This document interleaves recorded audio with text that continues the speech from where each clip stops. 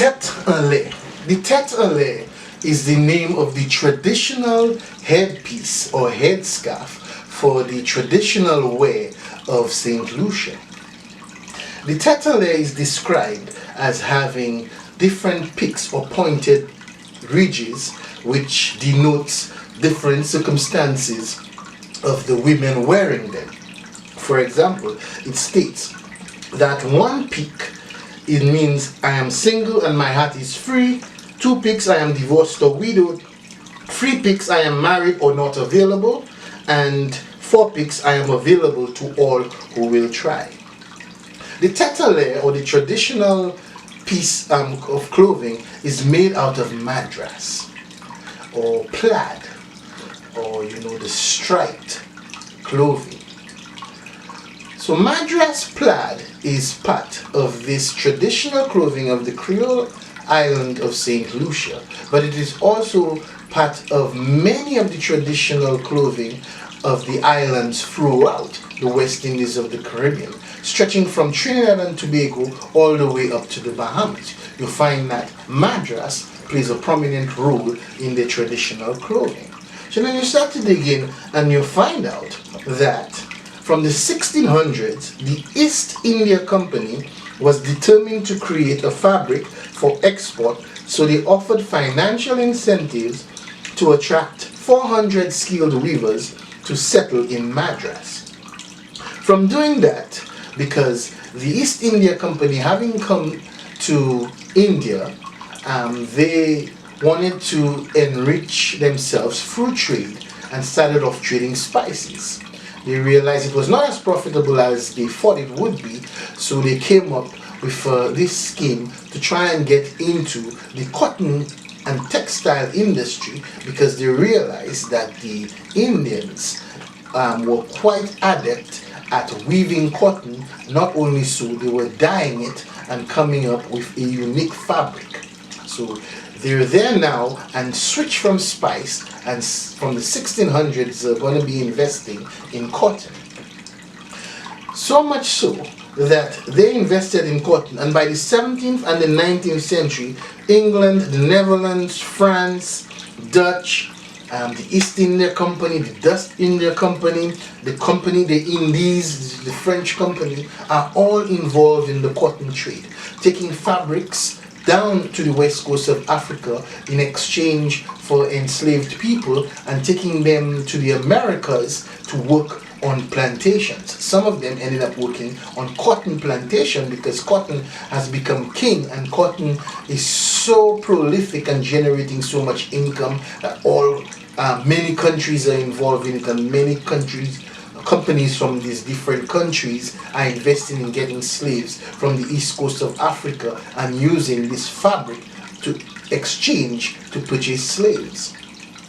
So you have this idea of a headpiece, Creole headpiece, made out of a cloth, a Madras cloth, which started off with the East India Company out in present-day Chennai, India, and now you fast forward a few hundred years later, cotton is becoming king. There's a story about the Elihu Yale, who finds his name on the educational institution Yale in the United States. It says here that the company, the college needed funding to set up a new building in New Haven, Connecticut, and so they were in dire straits, and they reached out to the governor of Madras, India in 1718. The governor helped them out, and now his name is found on the educational institution of Yale, Elihu Yale. But when you think of this idea of headpieces, the Tete made out of Madras, you must also consider things like sumptuary laws. Sumptuary laws, for example, one of them, the South Carolina Negro Act of 1745, allowed slaves to only wear these specific items to differentiate them from the other people. The enslaved people could only wear Negro cloth, duffels, coarse kerseys, Osana brigs, blue linen, check linen, or coarse garlics or calicos, checked cotton or Scottish plaids. So this is what you can wear, and there are acts being made stating that you cannot wear anything but those things. There's also a law called the Tignon law. Now, the Tignon law was enacted by Governor Don Estevan Miro of New Orleans in 1786. It prohibited Creole women of color from displaying excessive attention to dress in the streets of New Orleans. This came about because it is said that the plantation owners' wives or white women found that the enslaved women were wearing too many ornate or beautiful hairstyles, putting in beads and other ornaments in their hair, and that supposedly was enticing their husbands to come after them. And so the women pushed to have the enslaved women forced to cover their hair and don't leave it exposed. So you have sumptuary laws, the Tignon law, you have other laws stating what materials that slaves can wear. So here we go. We're now in this world of a culture being created around the idea of Madras. And so you find that it starts becoming popular, taken out of the Creole Islands or taken out of the West Indies and the Caribbean, and starts to make its way up into Europe. So much so that you have famous women starting to wear this Madras type clothing in their clothing. It becomes famous. It says that there are women who are called the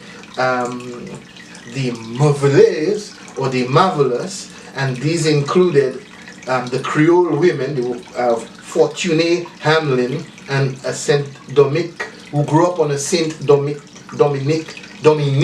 plantation, and Josephine de Bournaise, the future wife of Napoleon, raised on a sugar plantation in Martinique.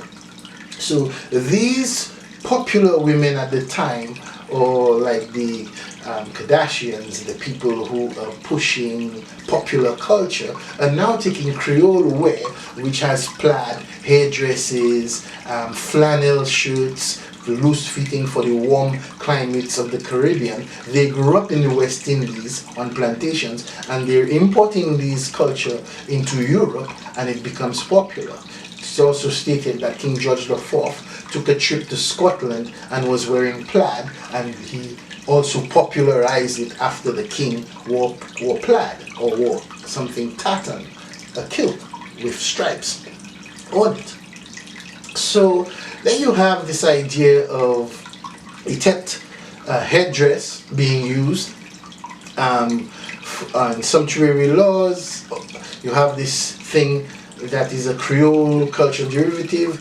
You have plaid or Madras being used throughout the Caribbean islands. Finally, I would like to wrap up with stating that when you start thinking of the idea of the Crown Act in the United States of America in the 21st century, which are laws which have to be passed to protect what type of hairstyles that African Americans can wear. For example, you see videos of young men in sporting events having to have their dreadlocks cut off. It kind of puts into perspective the idea of those sumptuary laws which were passed in the 1700s, stating that Creole women or enslaved women had to cover their hair.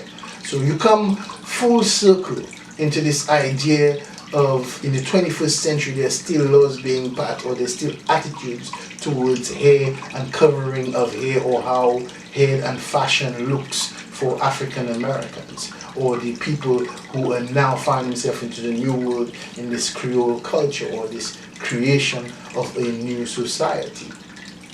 Finally, you also can state that you have, when Abercrombie came to the Caribbean to fight against the brigands, which were freedom fighters of the Caribbean, they had the Black Watch, which was a Scottish regiment wearing kilt. And this kilt striped regiment to denote which company they're in are fighting in the Caribbean. So from Tete, which is a traditional headdress from the Creole island of Saint Lucia, you get the idea of Madras patan, cotton, enslavement, and culture. So, idikwe, kwa. Hit the like button, hit the subscribe button, and stay tuned for more.